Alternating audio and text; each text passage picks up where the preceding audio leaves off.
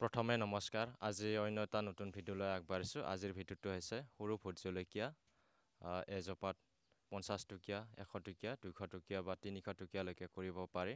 সেই বিষয়ে মই তথ্যবোৰ জনাবলৈ বিচাৰিছোঁ আৰু লগতে কেনেকৈ বদলি কৰা হয় সেই বিষয়ে দেখাবলৈ বিচাৰিছোঁ। আৰু ভিডিঅ'টো আৰম্ভ কৰাৰ আগত মোৰ এই উমেশ দিয়াৰ টিপছ চেনেলটো ছাবস্ক্ৰাইব কৰিব, বেল আইকনটো দাবাই ৰাখিব আৰু এটা লাইক কৰিব। আহক মই ভিডিঅ'টো আৰম্ভ কৰিছোঁ। প্ৰথমতে এই সৰু ভোট জলকীয়া এজোপাত বজাৰলৈ লৈ গ'লে আৰু 10 টকীয়া পোৱা যায় আৰু দেখি আছোঁ এইবোৰ ডাঙৰ হৈছে। এইবোৰ 20 টকা এজোপা ভোট জলকীয়া পুলিত। এইবোৰ ভোট জলকীয়া পুলিয়ে মই বদলি কৰা হ'ব ডাঙৰ ক'লা পেকেটত। আৰু দেখি আছোঁ এইবোৰ এইটো পেকেট, এইবোৰ বদলি কৰা হৈছিলে এনেকুৱা। প্ৰথমতে মাটি কৈ আছোঁ, এই 50% মাটি আৰু পচন সাৰ 50% আছে। আৰু আপোনালোকে যদি দিব পাৰে কিছু সাৰটো দিব পাৰি। এই তিনিবিধ সাৰ মিহলি কৰি আপোনালোকে এনেকুৱা ট্ৰেন্সফাৰ কৰিব পাৰে। মই দেখাই আছোঁ। প্ৰথমতে এই মুঠি মাটি লৈ ল'ব তলত।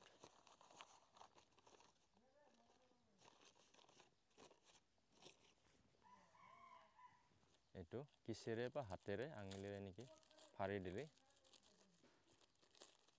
আঁতৰি যাব সুন্দৰভাৱে। দেখিছে সুন্দৰভাৱে শিপা মিলিছে। এতিয়া এই মাটিটো দি দিব, চাৰিও চাইডে দি দিব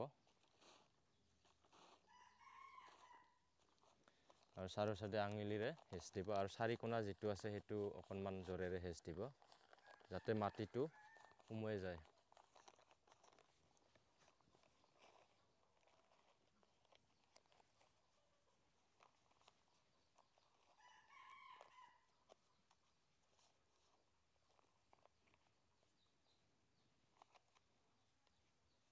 এটা সুন্দৰ ভোট জলকীয়া পুলি, ক'লা পুলি বেগটো এটা প্ৰস্তুত হৈছে সুন্দৰ দেখিছে। মই আৰু এটি দেখি আছোঁ।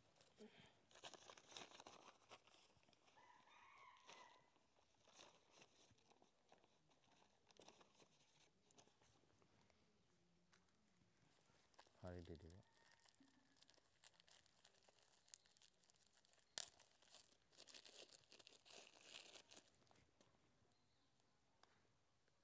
এই সৰু পাতটো গুৰিৰ এইটো ছিঙি দিলে হৈ যাব।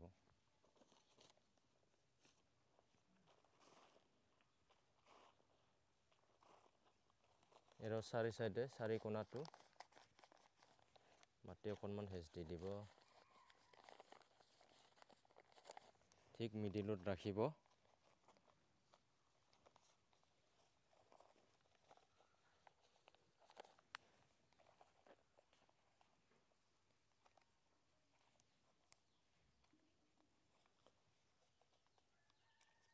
এয়া সম্পূৰ্ণৰূপে এটা পুলি, ক'লা পুলি বেগত বদলি কৰা হৈ গ'ল। এতিয়া ইয়াতকৈ আৰু ডাঙৰ পলিথিন আছে। এইবোৰ চাইজটো এইটো 8x8 হ'ব চাগে।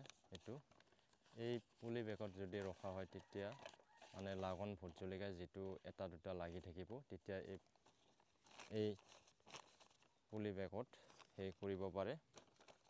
আৰু এইটো যিটো পুলি বেগ এইবোৰ এমাৰ পিছত 80-100 টকা পোৱা যাব। আপোনালোকক দেখাই আছোঁ। আৰু এই যদি ভোট জলকীয়া যদি ডাইৰেক্ট বেডৰ পৰা যদি উভালি অনা হয় তেতিয়া 5 দিন বা 6 দিন একেবাৰে মৰহি থকাৰ দৰে হৈ যাব। আপোনালোকে স্ক্ৰীনত দেখাই দিয়া হ'ব। একদম মৰহি থাকে, ভাল নহয়। আপোনালোকে এনেকুৱা পুলি বেগ যিটো এনেকুৱা সৰু তেতিয়া সেই চিপ কৰিব ভাল। ডাইৰেক্ট এতিয়া এইটো হৈ যাব সুন্দৰভাৱে। আৰু ইয়াত এতিয়া মই পানী দি দিয়া যাব, লগে লগে পানী দি দিব। এইটো দেখাই আছোঁ, পূৰা পানী দি দিব।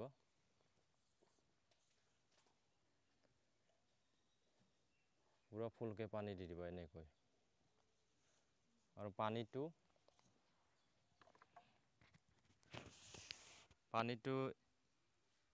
যিটো জীপ থাকে তেতিয়াহ'লে দিব নালাগে, আৰু জীপ নাথাকিলে সদায় দিব লাগিব, নিত্য পৰিমাণে পানীটো দি থাকিব লাগিব।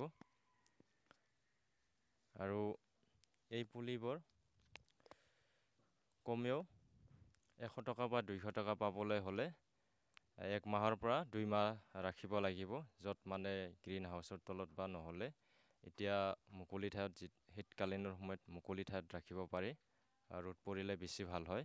তেতিয়াহ'লে 1 মাহৰ পৰা 2 মাহলৈকে ৰাখিব পাৰে। আৰু যদি লাগন ভোট জলকীয়া হয়, আপোনালোক কৈছোঁ, এইটো ডাঙৰ পলিথিনত ৰাখিলে কমেও 3 মাহ বা 3.5 মাহ ৰাখিব লাগিব, আৰু শেষত বজাৰলৈ মুকলি কৰি দিব পাৰিব।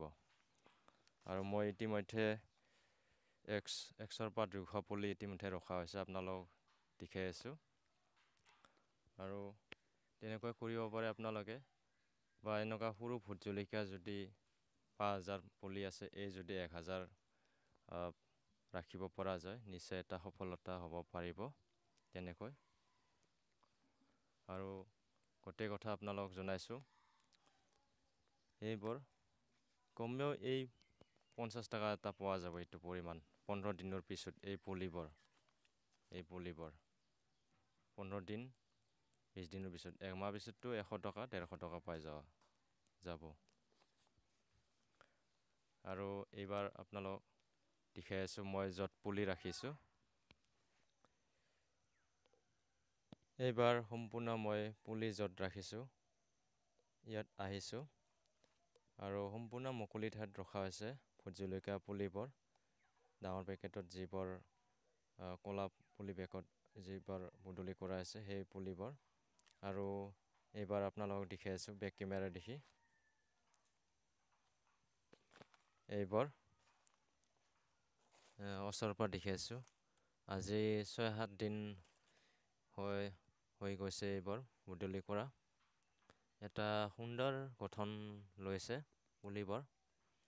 আৰু ইফালে অকণমান ডাঙৰ পুলি, এইবোৰ 12-15 দিন হৈছে। আৰু এইফালে এইবাৰ অকণমান সৰু পুলি আছিলে, সেইবাবে অতি সোনকালে ডাঙৰ হোৱা নাই। আৰু এইফালে এইবোৰ সুন্দৰ, এইবোৰ বজাৰলৈ নিব পৰা হৈছে।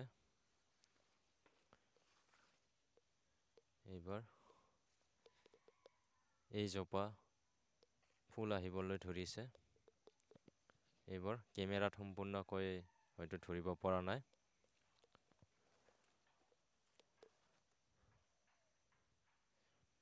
এনেকৈ আপোনালোকেও সৰু ভোট জলকীয়া পেকেটত ডাঙৰ পুলি বেগত বদলি কৰি এনেকৈ 1 মাহৰ পৰা 3 মাহ বা 4.5 মাহলৈকে ৰাখিব পাৰে। এটা উচিত মূল্য পোৱা যায়। আৰু তেনেকৈ ময়ো ৰাখিছোঁ এই পুলিবোৰ। আপোনালোকেও তেনেকৈ কৰিব পাৰে। আৰু ভিডিঅ'টোত জনাইছোঁৱে প্ৰথমতে, পানী যেতিয়া পুলিবোৰত জীপ থাকে তেতিয়া পানী দিব নালাগে, আৰু যদি জীপ নাথাকে তেতিয়াহ'লে সদায় পানী দিব লাগিব। আৰু তেনেকৈ মই পানী দি থাকোঁ।